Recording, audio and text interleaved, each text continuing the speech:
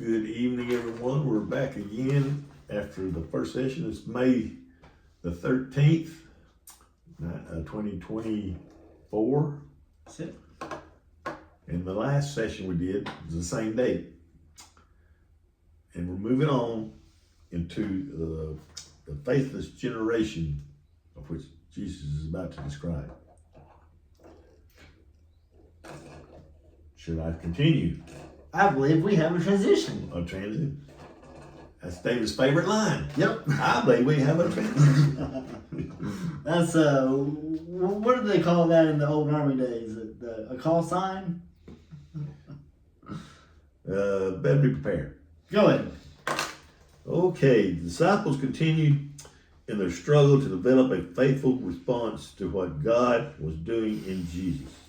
Their inability to perform an exorcism led Jesus to despair about the faithless generation and the limited time remaining for him to reach them. Continuing his characteristic emphasis on faith, Matthew explained that the disciples' failure to do Jesus' work was rooted in their own unbelief. They still had not grasped the spiritual aspect of Jesus' messianic mission, so they could only respond to the prediction of his impending death and resurrection with misunderstanding and sorrow. They didn't want to hear him say, "I'm going to go die." So if you're new to what we're doing the harmony of the Gospels, but on Friday nights, Dave, do you want to tell them what we do on Friday nights? As time allows.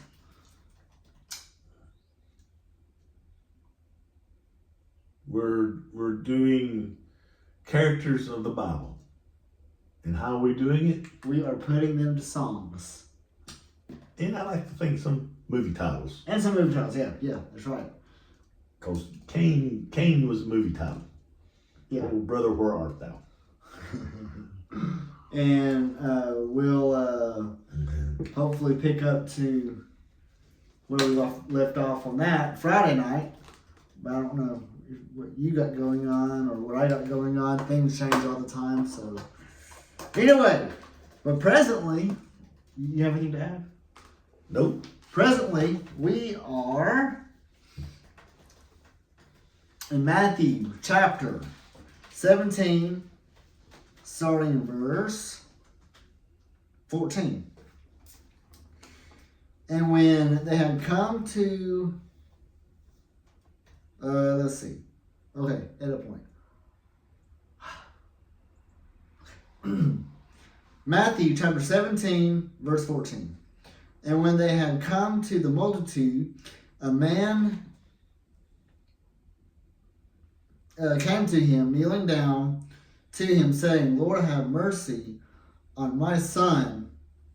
David, this is my dad's life verse for me. Lord, have mercy on my son. Now, the King James, I'll just read in the King James version. For he is a lunatic and sort of vexed. Okay. We talked about this last night, actually. It's I'm surprised he hadn't got you a sign stick over your head when you come into your house here where it says all that. Yeah. Anyway, let's see. Verse 17. Then Jesus answered and said, "Oh, faithless and perverse generation, how long shall I be with you? How long shall I bear with you? Bring him to me." And Jesus rebuked the demon, and it came out of him. So is that implying that I'm demon possessed?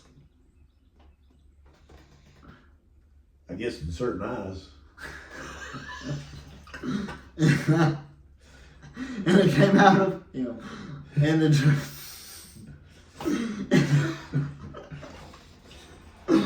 Oh, goodness. Gussie. Dear Gussie, yep. and and the demon came out of him, and the child was cured that very hour. Now, some translations say, I think the King James, David, it says immediately.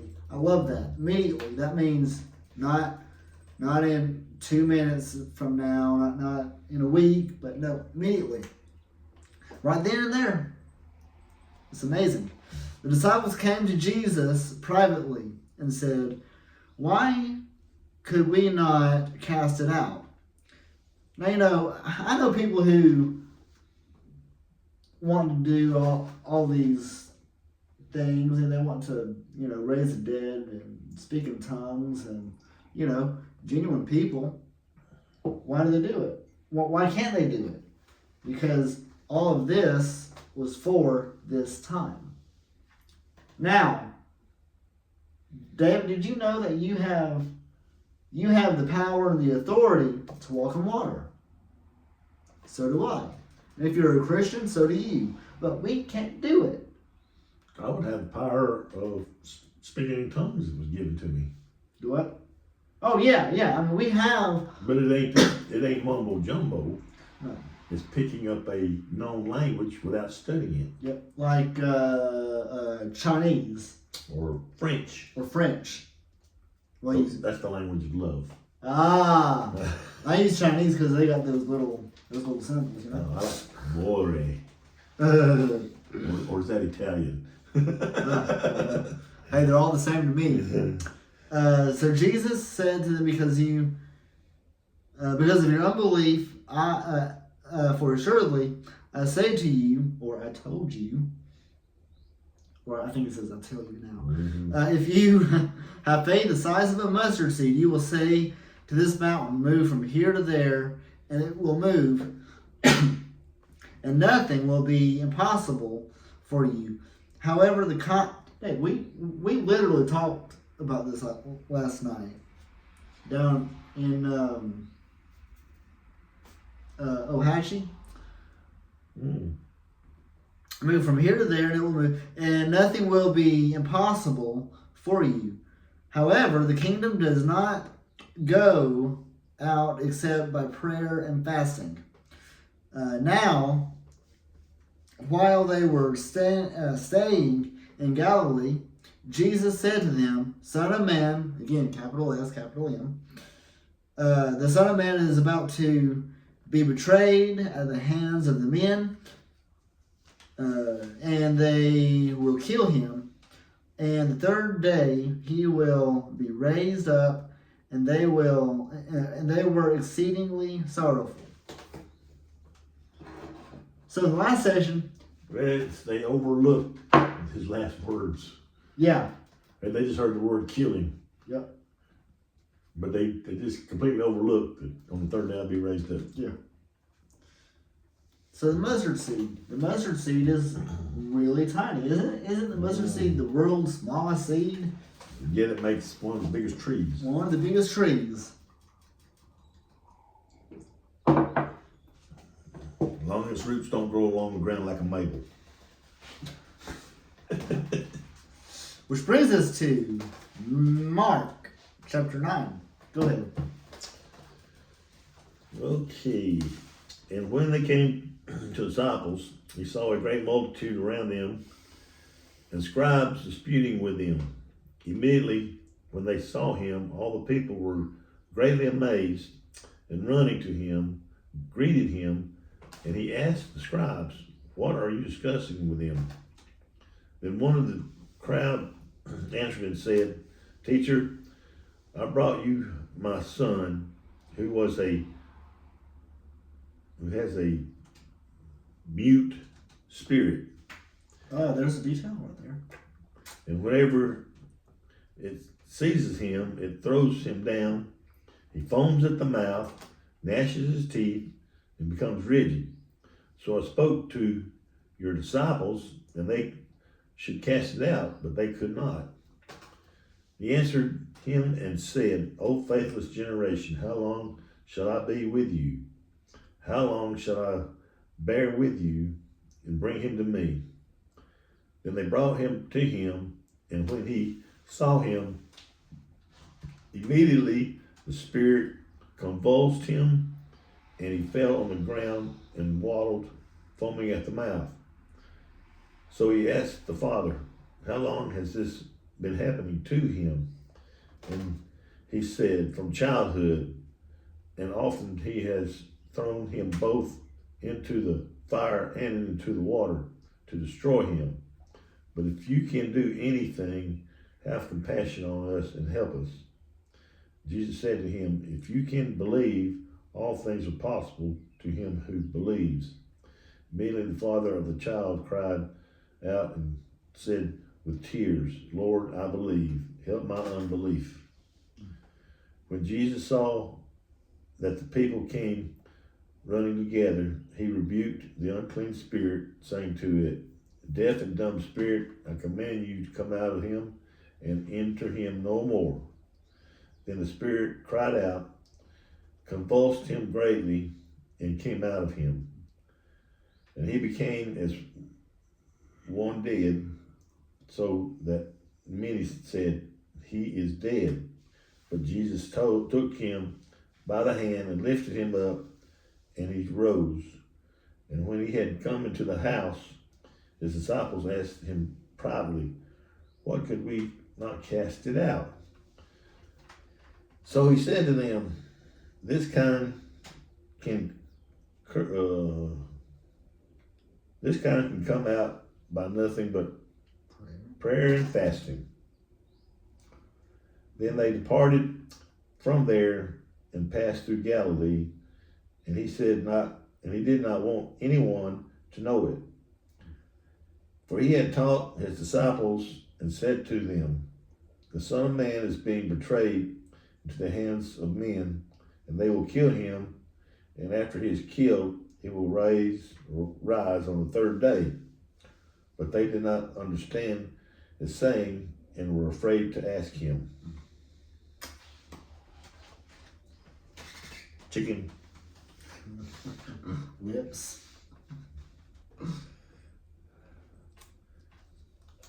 Pretty much what Matthew's talking about. Yep.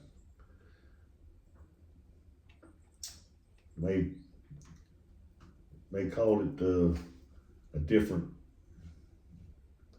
kind of, well, it describes more what he did, like foamed at the mouth, Yeah. convulsed, and It was mute. got down pretty much what an epileptic would do. Yeah. That's true. Which brings us to Luke chapter 9. And I'll get this one, verse 37. Now it happened on the next day when they had come down from from the mountain, a great multitude met him. Suddenly a man from the multitude cried out, saying, "Teacher, I implore you, you look on my son, for he is my only child, and behold, the spirit seizes him, and suddenly cries out, and it convulses him, so that it foams at his mouth, and it departs from him with great difficulty, bruising him. So I implore your disciples to cast it out, but they could not. Then Jesus answered and said, "O faithless and perverse generation, O ye of little faith, how long shall I be with you and bear with you? Bring your son here." And he was still coming. The demon threw him down and convulsed him. Then Jesus rebuked the unclean spirit and healed the child and gave him back to his father. Let's see. And they were all amazed, I guess so, at the majesty of God. But while everyone was marveled at these things which Jesus did, he said to his disciples, "Let these words sink down into your ears, for the Son of Man is about to be betrayed into the hands of men, but they do not understand this saying, and it was hidden from them so that they did not perceive it, and they were afraid to ask him about the saying."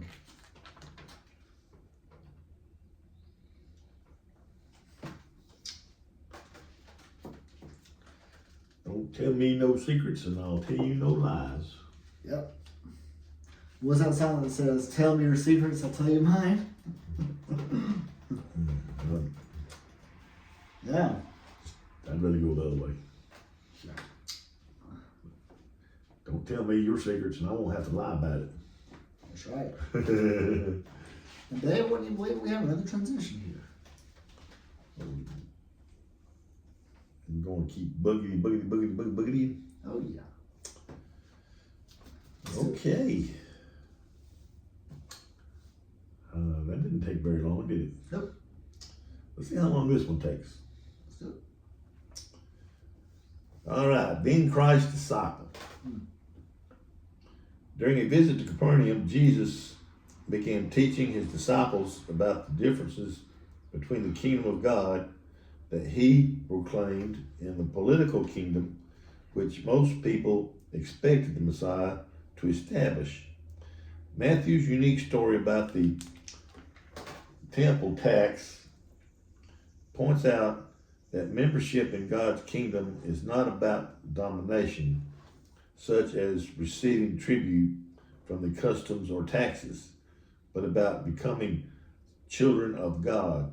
Each of the synoptic gospels emphasizes that one's status in God's kingdom depends upon receiving others and being received oneself as a child. Jesus made 2 points regarding membership in the kingdom. First, membership in God's kingdom is open to a broad range of people.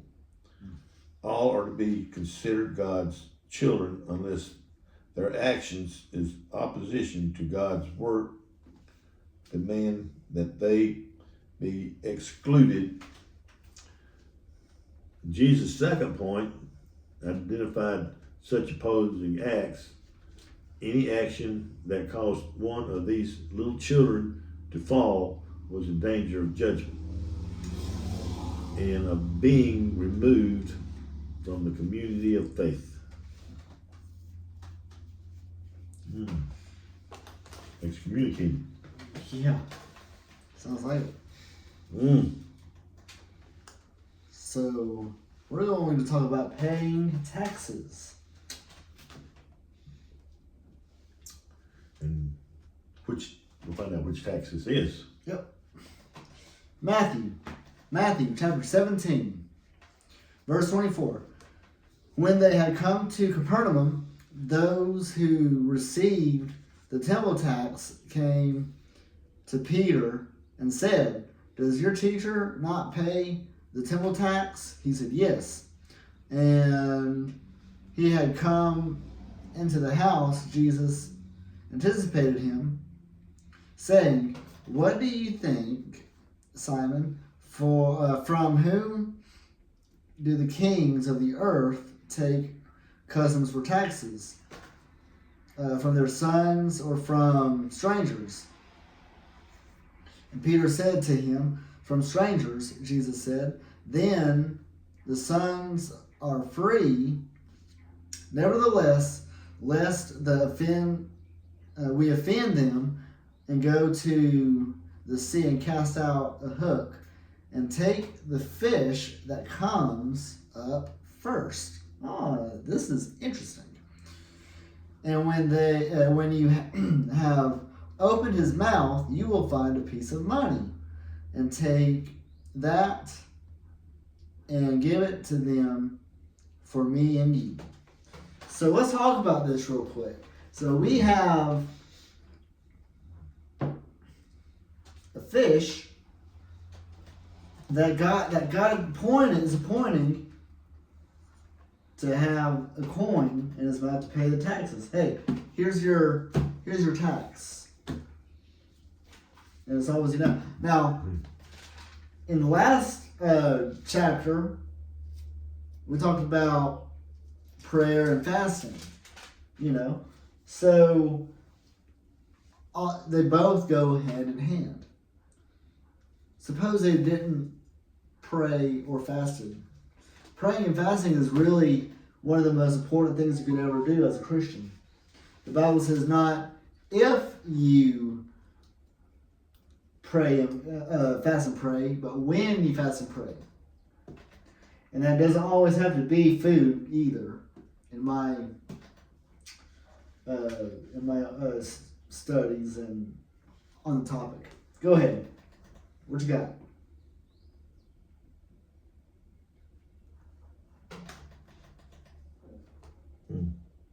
I was checking about where he was talking about when Jesus asked him,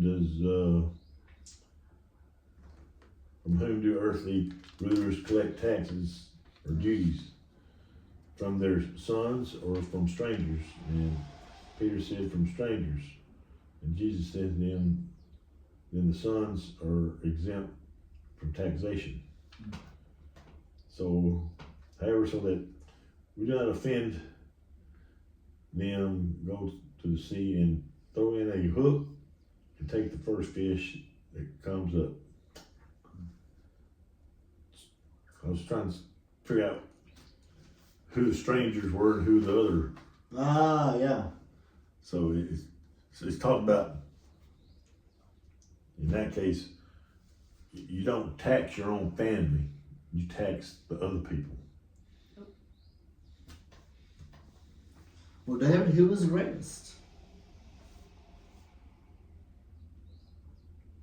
I don't know, we haven't read it yet. Go ahead. Ooh, okay. At that time, the disciples came to Jesus saying, who then is the greatest in the kingdom of heaven?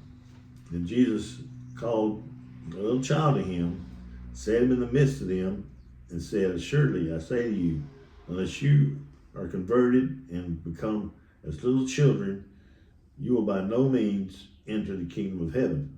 Therefore, whoever humbles himself as this little child is the greatest in the kingdom of heaven. And whoever receives one little child like this in my name receives me.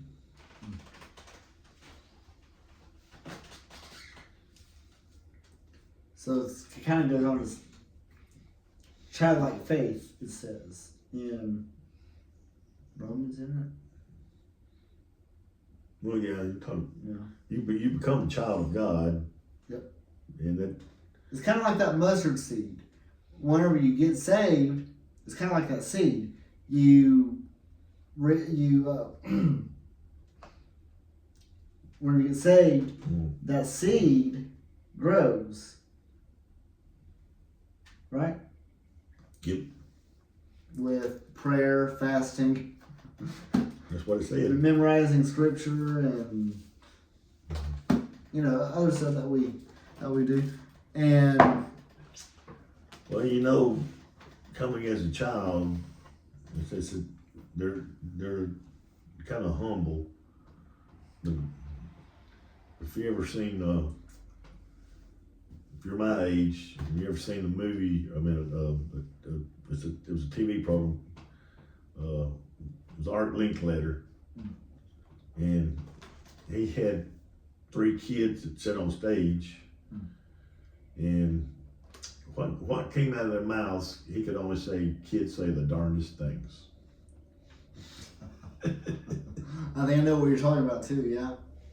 Because when they speak, it's, and they're 3, 4, 5, 6 years old, you're going to get the truth. Yeah. That's true. At least back then. I don't know about nowadays. These kids nowadays probably start stealing and robbing around 4 or 5 years old. Yeah. Okay. Verse 6. But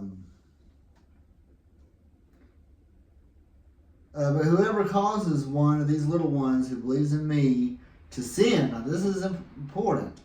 It would be better for him if a millstone were hung around his neck and were drowned in the depths of the sea. Woe to the world because of the offense, for offenses must come, but woe to the man who the offense comes. If your hand or foot causes you to sin, cut it off, cast it from you. If it is better for you to enter into life lame or maimed, rather than having 2 hands and 2 feet, to be cast into the everlasting fire, or what we would know as hell. And if your eyes cause you to sin, pluck it out and cast it from you. It is better for you to enter into life with 1 eye rather than having 2 eyes, to be cast out into hellfire. Anything to add there? Well, too bad we ain't got 2 brains. We can't cast the bad one out. Yeah. I wonder if this is for. Well, I don't know. Maybe. Yeah. I know in some countries, if you call it stealing, they'll cut a finger off. Yeah. I wonder if it's. They kind of pick up on this. Yeah, probably so. Yeah. Or Jesus knew of this and mentioned it. Yeah. So it's kind of wondering how addicted someone can get. Yeah. Stealing. Yeah. See how many fingers he gets to keep. Now, David, we know that it's not that this isn't a literal point, right? So what? Literal what? This isn't. I mean, if you sin, David, you don't need to cut your arm off or your part of your thumb. Well, in a sense, Jesus was talking about in their time that they probably did that. In their time, they probably did that. Yeah. And I think there are some countries today that do it today. Yeah. True. And may not even know that it's in the Bible. Yeah. And still do it. That's true. Well, that shocked them, wouldn't it? Yeah. They were doing this 2,000 years ago. And further back than that, I thought we had the corner on cutting fingers off. We see David's already practicing. He already has half a thumb. Well, at least I didn't steal the whole thing. That's probably what I only got part of it. There you go. If I stole the whole thing, then it'd probably cut me off down to here. Whew. Man. I don't know if that'd be, well, if I'd rather lose a thumb or lose a finger. How about neither? How about we stop playing with sharp objects and go back and do it again. Yeah. Of course, got a better system now, though. There you go. Okay. Well, what does Mark's passage have to say, Dave? He's talking about the way of discipleship. Yep. And then he came to Capernaum, and when he was in the house, he asked him, "What was it you disputed among yourselves on the road?" But they kept silent, for on the road they had disputed among themselves who would be the greatest. And he sat down, called the 12, and said to them, "If anyone desires to be first, he shall be last of all and servant of all. Then he took a little child and set him in the midst of them. And when he had taken him in his arms, he said to them, "Whoever receives one of these little children in my name receives me. And whoever receives me receives not me, but him who had sent me." Now John answered him, saying, "Teacher, we saw someone who does not follow us casting out demons in your name, and he forbade him because he did not follow us." But Jesus said, "Do not forbid him, for anyone who works a miracle in my name can soon afterwards speak evil of me. For he who is out against us is on our side. For whoever gives you a cup of water to drink in my name, because you belong to Christ, surely I say to you, he will by no means lose his reward."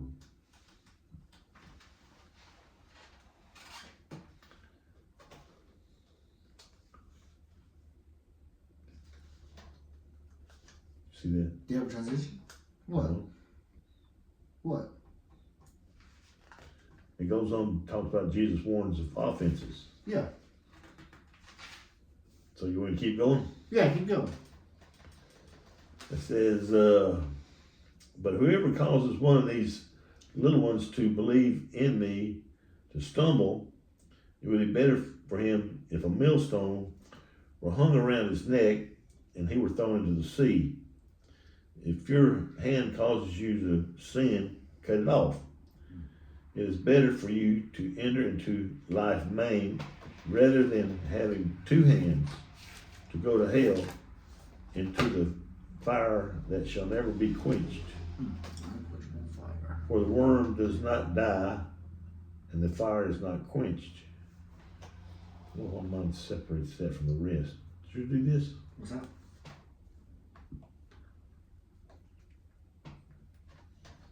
Yeah, it does.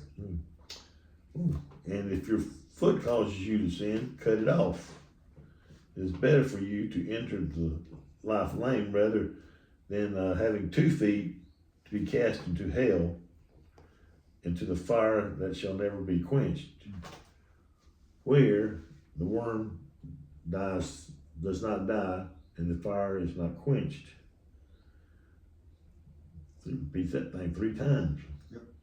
"And if your eye causes you to sin, pluck it out. It is better for you to enter the kingdom of God with 1 eye rather than having 2 eyes to be cast into hellfire, where the worm does not die and the fire is not quenched. For everyone will be seasoned with fire, and every sacrifice will be seasoned with salt. Salt is good, but if the salt loses its flavor, how will you season it? Have salt in yourself and have peace with one another." Now, what does salt do, David? It preserves. It also irritates. Well, it also can go bad. Yeah. But if it goes bad, he tells you to throw it out and trample it under your feet. Yep. So this is fresh salt. Fresh salt. That's right. So we are the salt of the earth, and we are the light of the world. Which is also pretty cool to think about.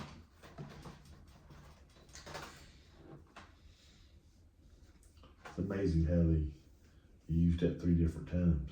I know it. Has Hands, feet, and eyes.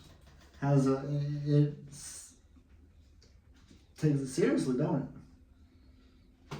We're supposed to take it seriously. He didn't say nothing about the ear, did he? No. Okay.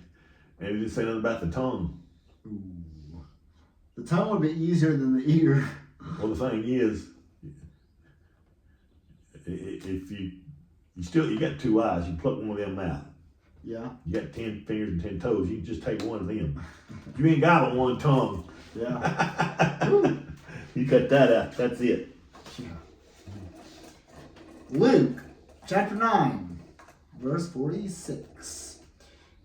Then a dispute arose among them as to which of them would be the greatest. Oh, here we go. And Jesus, perceiving the thought of their hearts, took the little child and set by him, and said to them, whoever receives this little child in my name receives me. What do you think that means? Well, I think you mentioned childlike faith earlier. Yeah. I mean, a child is more easier to believe something than a grown-up is. Yeah. True. That's why they say that. Childlike faith. Yeah, that's right. I've heard that the younger you are, the more apt you're able to believe. Yeah. It's harder to convert somebody that's been living 30, 40, 50 years. True. That's it. The mind gets away from the childlike Yeah. and get into like Doubting Thomas. Yeah. I gotta see it. You got to see to believe. Mm-hmm. Okay. That's good. Where are we at? And said, well, let's see. It said to them, whoever receives this little child of my name will receive me, and whoever receives me receives him who sent me. For he who is least among you all will be great. Verse 49. Now John answered and said, Master, we saw someone casting out demons in your name, and we forbade him because he does not follow with us. But Jesus said, don't forbid him, for he who is not against us is on our side. So, They don't know it. They don't know it, yeah. There's people that say, well, I got to do it my way or the highway, Well, it kind of makes you wonder how they were doing it, and if they weren't setting themselves up like a stage. Yeah. Like modern day healers. Yep. Touching, you fall backwards, and you Yep. fling your coat, and everybody falls. And Yep. Who's that guy that blows on you and you fall over? Vinny Hinn. he does different ways. I've Yeah. seen him fling his coat. Yep. And everybody on the stage just fall. Yep. I've also heard that he repented. I don't know. I heard he did something like that, but I don't know how much repenting he did. Yeah. He may have did some, but maybe not all of it. I don't know. Right. I just don't cotton to him anyway. Nope. Send me your money and you'll be okay. I know Oral Roberts, he wants you to send him money so he can keep building on his college. Yeah. The love of money is the root of all evil. Now you need money to survive, but there's. It's too bad we can't go fishing and get it. Anyway, we will cut it off there, and David, we might see you Friday, Just might see me Friday. and we will see y'all soon. We'll be live Friday, maybe not. Might have a rabbit to chase there. Anyway, we'll see you then. Bye.